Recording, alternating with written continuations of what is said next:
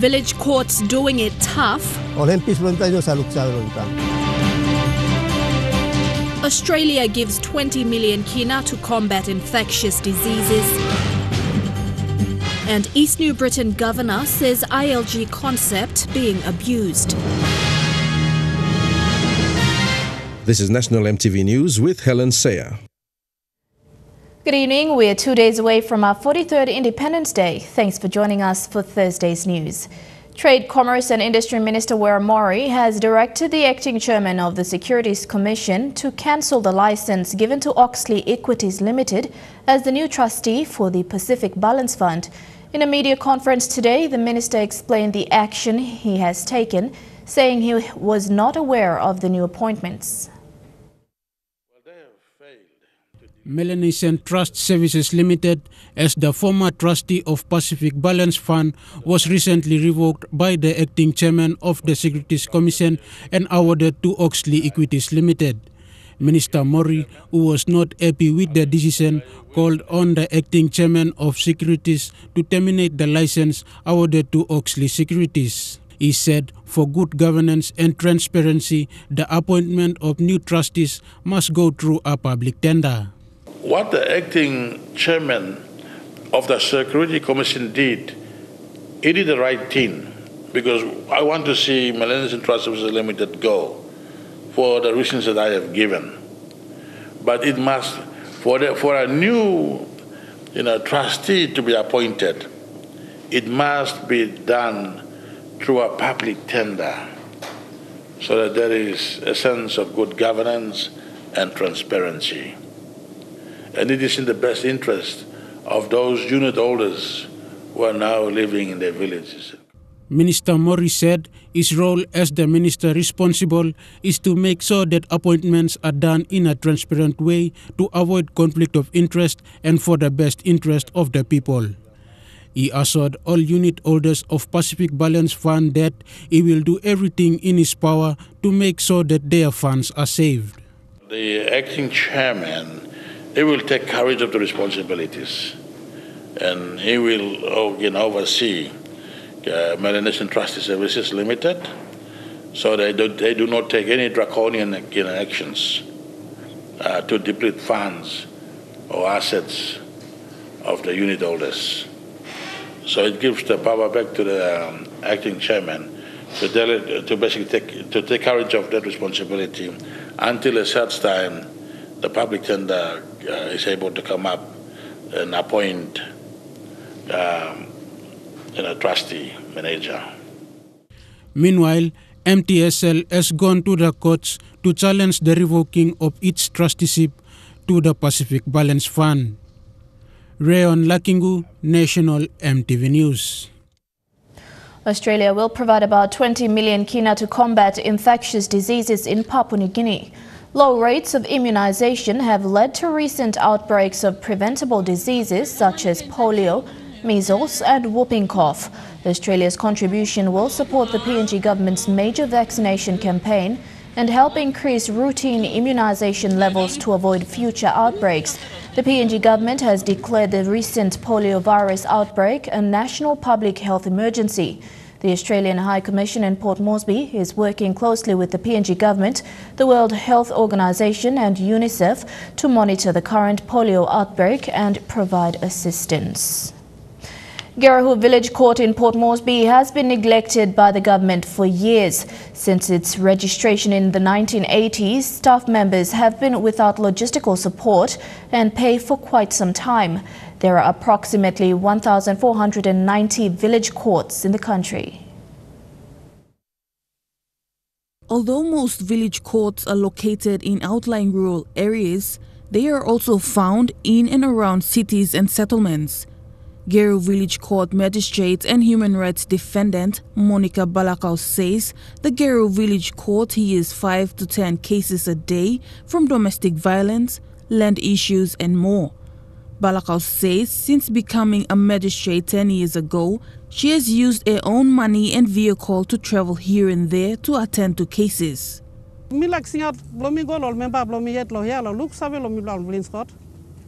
Mi plan idim car too, mi took a car, I just go, mi plan idim straight car to run around. Em not so long that go stop long go look him all got one of my land blown over him this son, yeah. Go lo terror block now witness him get through we said stop now this la too look him. Em too no got ya mommy bla use him on something long go on bus fares, on phone calls. All survivors ring now talk, please me bla need him you come. Em me go to so and come back now who's going to pay for my food.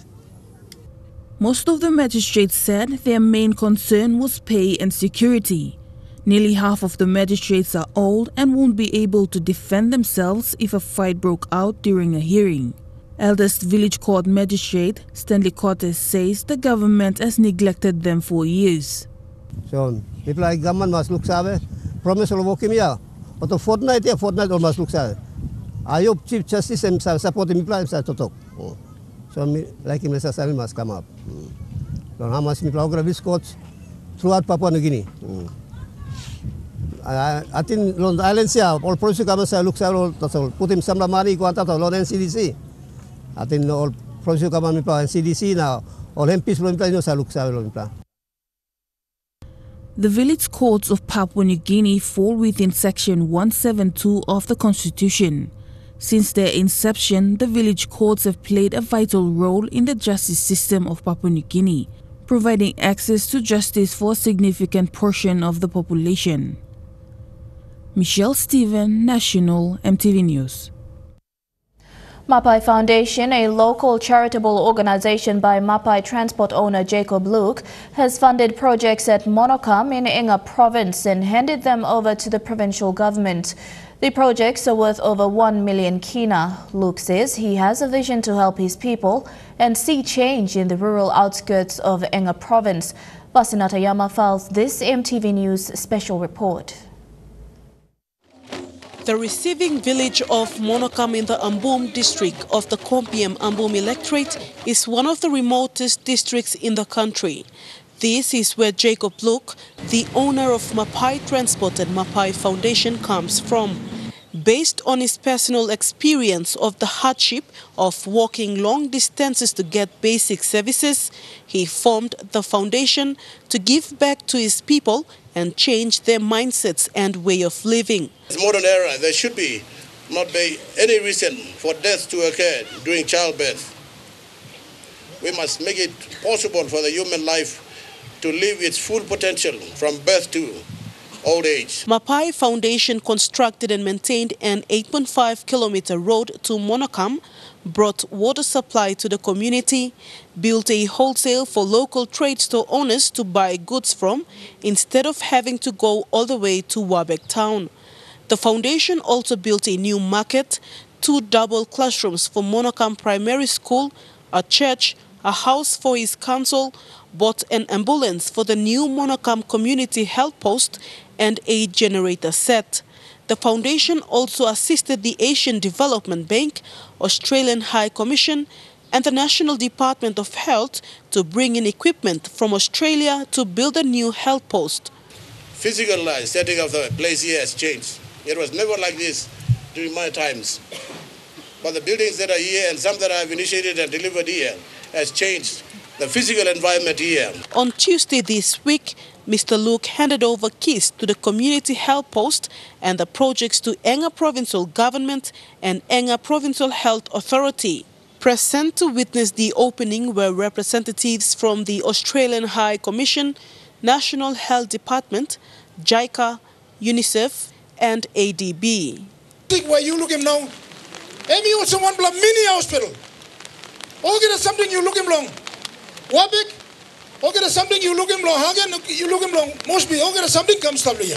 Mr. Luke urged development partners and the national government to help him build a lodge at Monokam, which will accommodate mothers who are in labor and have walked long distances to come to the health post, but the beds are always full for them to stay and deliver.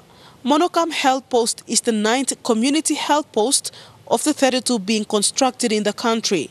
It will help to address the maternal mortality rate in the country.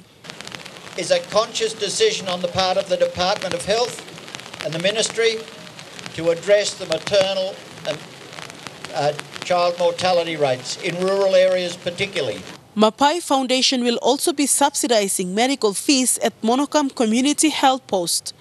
Vasinata Yama, National MTV News, Mount Hagen. National MTV News continues with more after the break. Stay tuned.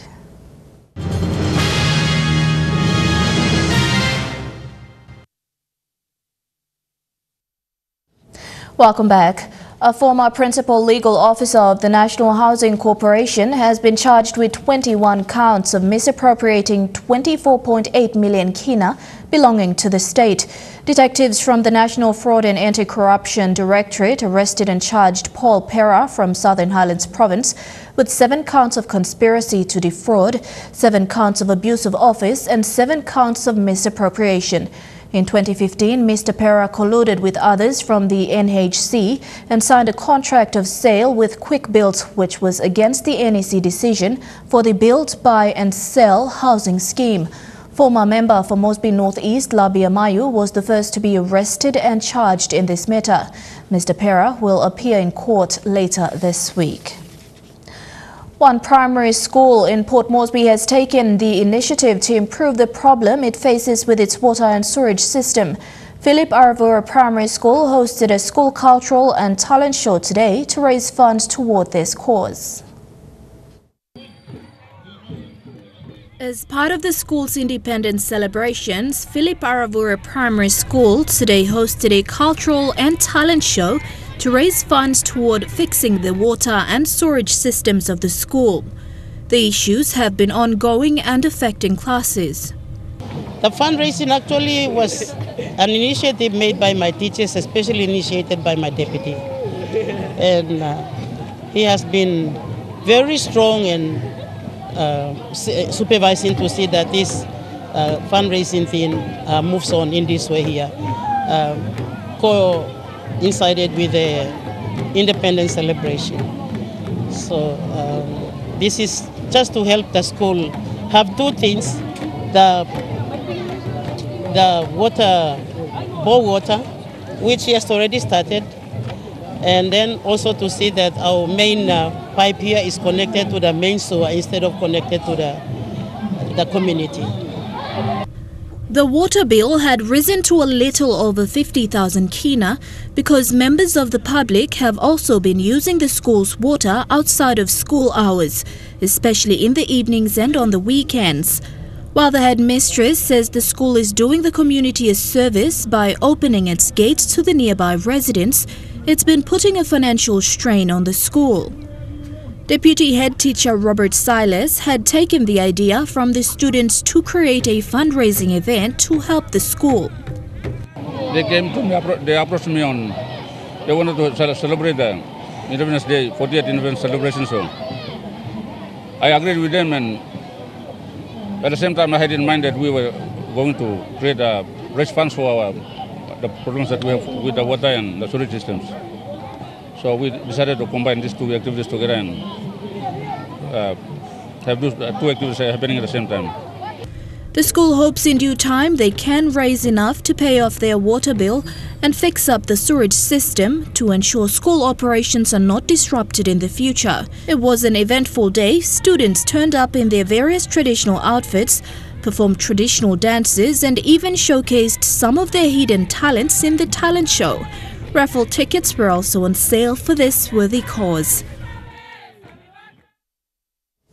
With the country set to celebrate 43 years of independence, Simbu Police Commander Inspector Jacob Singura says law and order will be maintained. PPC Singura told MTV past years have seen no major crime or lawlessness reported. However, police will maintain a strong presence throughout the province. Celebrations will be held around Kundiawa town and other parts of the province, and policemen will be out in all communities. Our people know they have their own style of celebrations, and they don't take it out of proportion. And of course, police will be there to ensure these celebrations happen peacefully without any disturbances, especially along in our little quiet Kundiawa town and also along the highway. The East New Britain provincial government has temporarily halted the acquisition of new incorporated land group titles in the province. East New Britain Governor Nakikus Konga says the ILG concept is being abused by opportunists who are not legitimate landowner groups. Konga says the current ILGs in the province will be evaluated and those found illegally operating will have their titles terminated. The ILG Incorporated, I see it as another way forward to grab our land. So I am appealing to those companies who are involved with incorporating ILG, picking up from the street of Kokopo, boys who don't live in the rural areas, to come and form this ILG, incorporate it, register it, and then they are the one picking up the money, but not the bulk population. That's what we have said. That is why the provincial government does not have no choice, but they stop to it. So we will now, from now, as I speak, no more ILG to be given to commercial owners in East New Britain till we clear it out properly. And that has been the problem now. It's been a problem. Because when they take their land under ILG for 90 years, 99 years, my God, you're going to go through 3 generations to 4 generations to get your land back here, if you're lucky.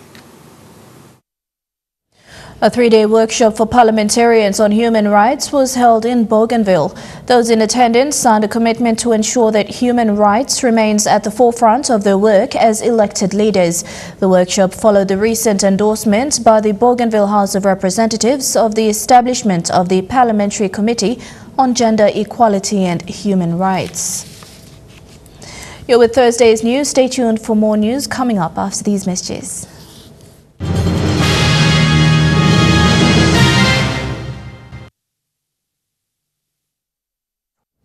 Welcome back to the news. Turning overseas, a pontiff will meet with U.S. bishops on Thursday to discuss abuse allegations against a former top cardinal. And as the Vatican tries to address that, a major push for justice is happening in the state of Wyoming. Here's why it's such a remarkable case. Criminal justice is rare in these cases because it requires a church that is willing to report predators from within and a statute of limitations that is friendly to survivors. Here in the Wild West of Wyoming, you find both. Beneath its rustic serenity, a dark reckoning lurks for Cheyenne's Catholic faithful. Wyoming is a perfect place to keep that stuff hidden.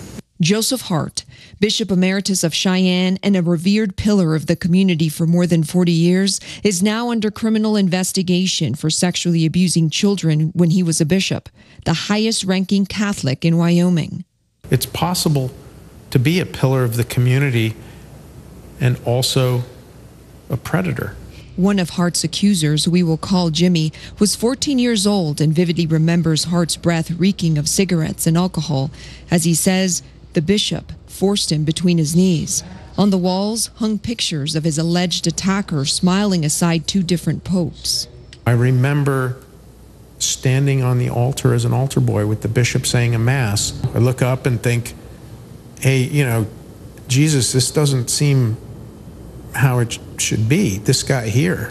Bishop Hart, who retired in 2001 and still lives a well-to-do life in Cheyenne, maintains his innocence. If he is charged criminally, it will be the first time in U.S. history that a bishop is prosecuted for abusing children. But it wasn't Jimmy or anyone in law enforcement who all these years later undertook this agonizing look into the church's past. It was the man who today holds the bishop's staff, Stephen Biegler, who made unearthing the Hart file his first order of business when he arrived in Cheyenne last year. I went to Bishop Hart and I sat down with him in person and I said, listen, this is where we're at.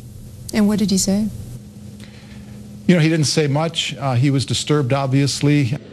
It took months of meetings and interviews with accusers, investigators, and laity boards, and even going to Rome to seek the Vatican's blessing to go after one of his own. Why do you feel like you needed to be proactive? For the diocese as a whole, it needed to be resolved. While some welcomed Biegler's investigation, others believed the scales of justice should weigh more favorably toward a now 87-year-old man who they say contributed greatly to their community. So it was very, very hard for friends of Bishop Hart to see this being done. There was some really strong anger, in fact. Through his attorney, Hart accuses Biegler of, quote, seeking to inflame public opinion against him. Regardless of where the faithful stand in this community divided, Wyoming, with a Wild West legacy and spirit to match, offers a new frontier of justice. Unlike other states, there is no statute of limitations here for prosecuting crimes. Something that took place in the 70s, the 80s, the 90s, whenever it may have been, is something that we can still take action on today. Do you hope that your brother bishops will follow in your footsteps? It's obvious that some bishops did not do what needed to be done, especially in regard to other bishops. I am confident that bishops will get this right, but I do think we need to address that abuse of power and the environment that enabled it.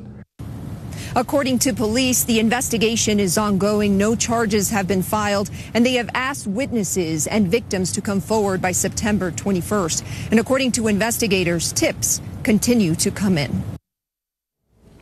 A Brisbane schoolgirl sparked a fiery debate in Australia over the country's national anthem.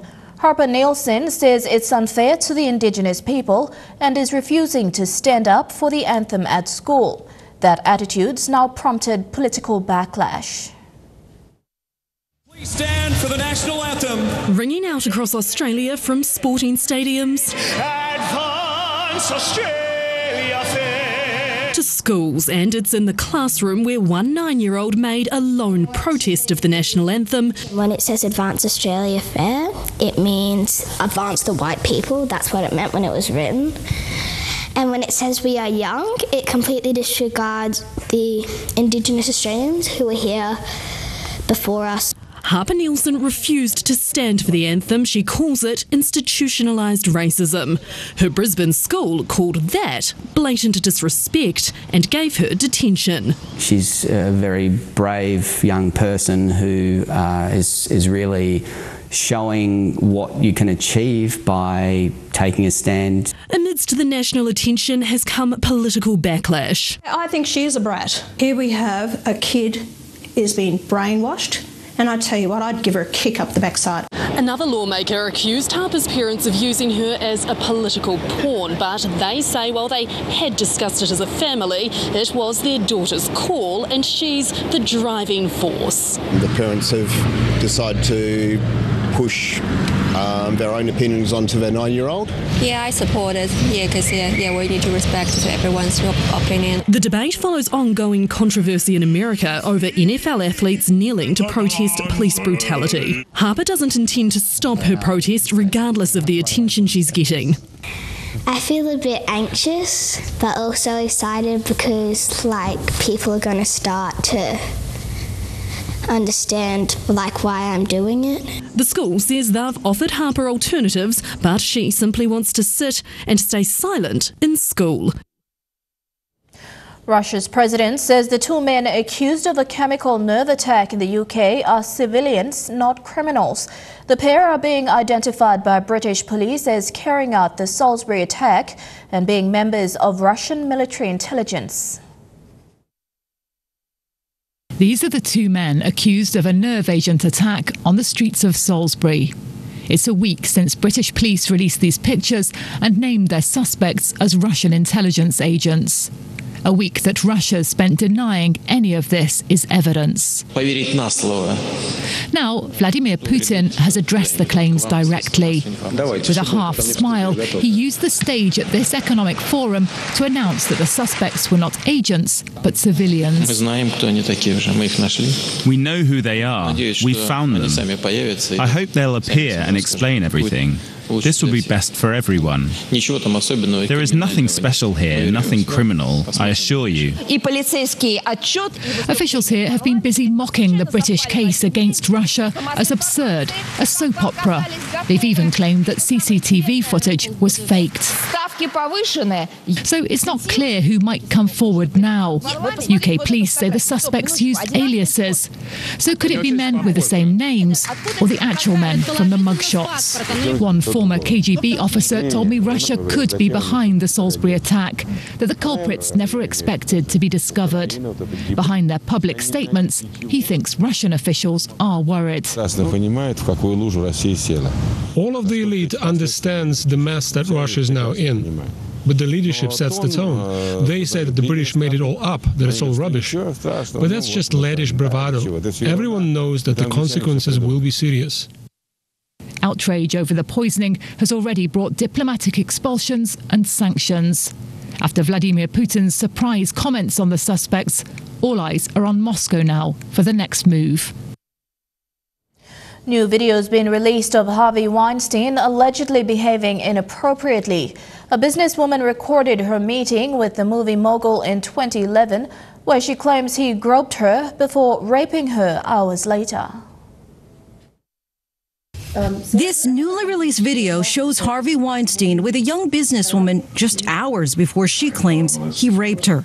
In Melissa Thompson's recorded presentation from 2011, we see Weinstein hug the 28-year-old. It was part of a pitch for Weinstein to use her tech startup company. Only portions of the video aired today on Britain's Sky TV. Data's so hot, right? What's that? Data's so hot. It is hot. Right. Weinstein asks if he's allowed to flirt with her. A little bit, she answers. But then she says he touches her under the table. A little bit. A little hot. It's a little hot. That's a little hot. I was trying to save face a bit. At first, I was trying to kind of manage the situation. There was a combination of confidence and naivety. At the end of the meeting, Weinstein asks her to meet him for a drink at a hotel. She says she thought they were going to close the deal, but instead, Thompson says he raped her. You're watching National EMTV News. Chukai Sports is next. Don't go away.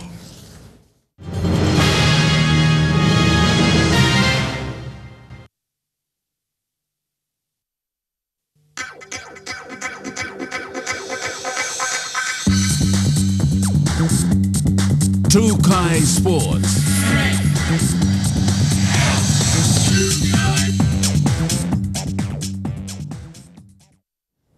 Welcome to Chukai Sports. Tickets for next month's Prime Minister's 13th Test match will start going on sale tomorrow in Port Moresby.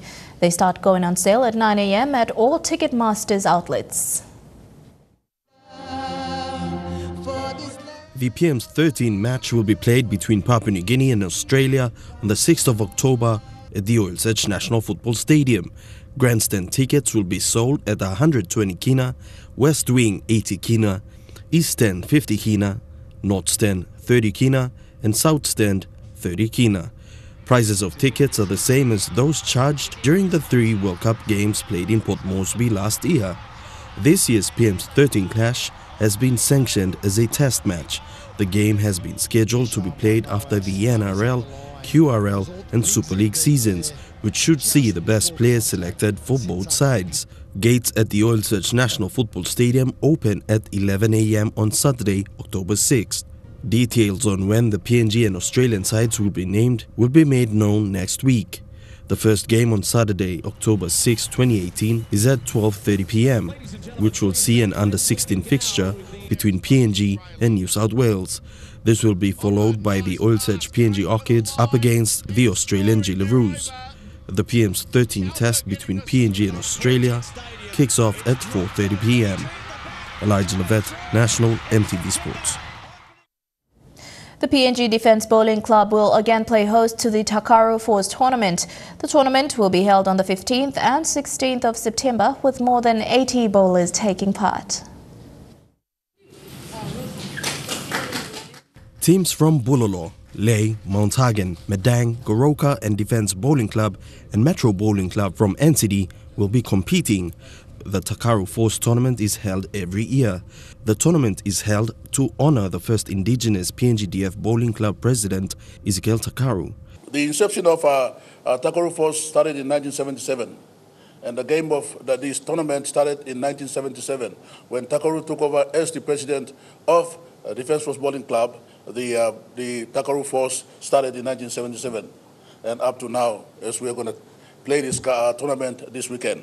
Goroka were crowned champions last year and will be hoping to defend their title this weekend. Sir Lucas Roika, he'll be here over the weekend, but it is good that we have Sir Lucas Roika and the other the club officials, PNG boss officials, to put bowling on the right track. Right. Now we are starting, this is the start of putting PNG boss on the right track. PNGDF commercial support has sponsored the tournament with 20,000 kina. For us at the Commercial Support Program, CSP, we are happy to assist by way of sponsorship. So the sponsorship, it's in a little way an encouragement to the club in pursuing its ambitions. Teams will arrive tomorrow before the opening ceremony and first day of matches on Saturday. Elijah Levet, National MTV Sports. Your Trukai Sports will have more for you after these messages. Stay tuned.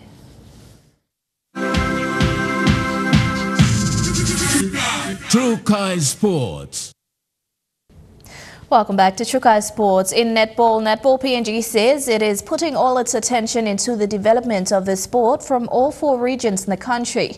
President Julian Leka Maliaki says not only have top players been produced from its junior programs, but the sport of netball has also brought together women of all ages. As the largest women's organization in the country, Netball PNG, as part of its sports development program, plans to build other social and development programs such as health, education, women empowerment, and creating partnerships with private sectors as netball prepares to move way beyond than just the sport itself, while focusing on growing the sport of netball in the country, attracting and encouraging other centers to affiliate with Netball PNG has been at the forefront of its programs. Goroka and Jiwaka Netball Associations affiliated with the Federation just this year, and next in line to sign up are Buka, Gulf and Western provinces, as Netball PNG believes that these provinces are areas of growth in terms of skills and high-performing athletes. Junior development programs running for under 10 to under 18 are used as pathway to under 21 division. Netball PNG says it will continue to promote not just the sport itself, but also promote the participation of all women in sports. Sports Stop Violence Against Women and Girls is something netball strongly promotes. Meanwhile, the Federation is currently preparing to host its annual Newcrest National Netball Championships, which will take place in Ley Morobe Province from the 17th to the 23rd this month. Godwin Eki, National MTV Sports. In rugby, Sonny Bill Williams' return to the All Blacks has been put off just a couple more weeks after illness forced him out of the 23 that's to take on South Africa this weekend. Manonu may steal a bit of his thunder for the Blues opener next season, but Rico Ioane is still this weekend's big ticket in Wellington. Fairly new to this environment still, but yeah, as a kid it's always been the black jersey and, you know, just having the opportunity to do that week in, week out. Back in the side after a few weeks recovering from a hamstring niggle, Ioane can't wait to step up from the 80% he's been operating at for the past few weeks. It's always tough watching and seeing the other boys playing, but yeah, it's awesome to be back. Although, as Ryan Crotty explained, even at 80%, he can still move. Because this 80% is like half our hundy, so... Crotty's another one back to a hundy and returns to the side after his latest head injury. Been extremely diligent around this last one, and I'm really confident. If I wasn't, I wouldn't be here, so I'm really excited to be back playing and just can't wait to get back out there in the Test match arena. Crotty also saying he'd been touched by the public reaction to his latest setback. It's awesome that people care and genuinely hope you're doing all right. But I'm feeling fresh, mate. Fresh and good to go. He'll pair up with Anton Linnert-Brown, who's been rewarded with a rare starting spot after impressive cameos off the bench. Even accounting for injuries, Saturday's All Blacks look almost as formidable as any since the last World Cup. And with a perfect record against the Springboks at the Westpac Stadium to protect, expect Rico & Co to give nothing less than 100%. The fallout from the weekend's controversial US Open tennis final and Serena Williams' meltdown continues to grow. An Australian cartoonist's take on it has prompted outrage on social media and to the extent of death threats. But is it fair? From claims of sexism against the umpire to now claims of racism in a cartoon about Williams' behaviour. Author J.K. Rowling saying Australian Mark Knight's cartoon plugged into racial stereotypes. I'm not a racist. The American Association of Black Journalists calling it repugnant, reminiscent of offensive cartoons a century ago. It was not appropriate, it was offensive. Their facial expressions are one of somebody having a dummy spit. I don't know how I could have done it any other way. The Herald Sun points to Knight's other work showing his caricatures don't discriminate, and today the paper's front page hitting back at the PC brigade. In this world of perpetual outrage where people are looking for victimhood, nothing surprises me. A prominent cartoonist here defends Mark Knight. Twitter in particular can be like a swarm of bees. You know, it can go anywhere. It's like a coliseum of hate. The Otago Daily Times too under fire, facing accusations of racism after publishing a cartoon on the proposal to introduce te reo Māori into schools. Reactions such as shame on the ODT, stuck in a time warp. But the ODT's deputy editor refutes that, saying the cartoon's critical of literacy standards among young people and questions what impact a compulsory second language would have on that. Meanwhile, Mark Knight's family have received death threats. What does that say about the way the world's going? 3 years ago, two men reacting to Muslim cartoons in French satirical newspaper Charlie Hebdo killed 12 people working there. It galvanised freedom of speech, but Rod Emerson says care is needed before putting pen to paper. Understand what's going on out on the street level, understand what people are thinking, and understand the politics of the day. Still, another Aussie cartoonist is weighing into the Serena storm, this time portraying her as a stick figure. And that ends Shukai Sports. With the details when we come back. Shukai Sports.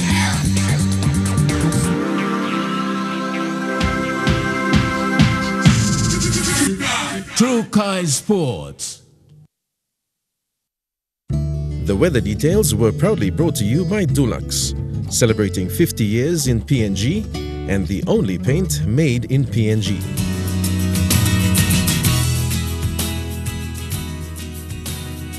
Looking at the weather forecast for tonight in the southern region, possible rain in Port Moresby with a top temperature of 29 and a low of 23. Few showers in Daru, rain showers in Kerma and Alotau, and cloudy with some rain in Popondetta.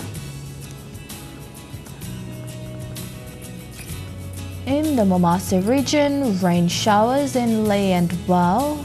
In Medang, few showers and thunderstorms in Wewak and Vanimo with a top temperature of 29 and a low of 23. In the New Guinea Islands region, a shower or two in Lorengau and Kavieng, cloudy with some showers in Kokopo, Rabaul and Kimbe, and showers and thunderstorms in Buka. And in the Highlands region, showers and fog all across the region in Mount Hagen, Goroka, Kundiawa, Mendi and Wabeg.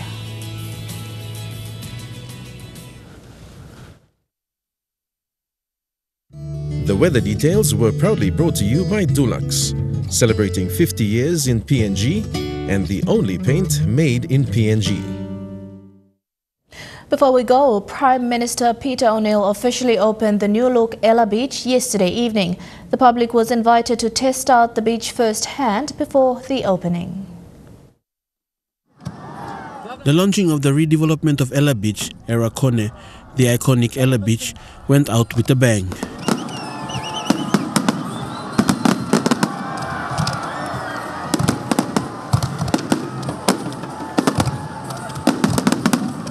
The beach was open for the public to enjoy right throughout the opening ceremony yesterday, and were kept entertained before Prime Minister Peter O'Neill arrived. Diplomats, heads of businesses and members of parliament were part of the VIP guests. And City Governor Paul Spakop said the reopening of the beach was a testament of hard work. Today, we are making a powerful statement that we can transform and we can deliver a great capital city that we dream of. Governor Pakop added that the improvement of Ella Beach was part of the city's growth into the future. To our determination to transform the city in all facets for the benefit of our people and for future generations, to grow and live in a thriving capital city. Prime Minister Peter O'Neill was impressed with the work done with the beach and commended those who contributed. Together, Governor, we have seen the development of our Port Moresby city over the last 7 years, and it has transformed our city for the better use for our citizens and, of course, the residents who are living here in Port Moresby. This Ella Beach development is world class, and let me congratulate the contractor.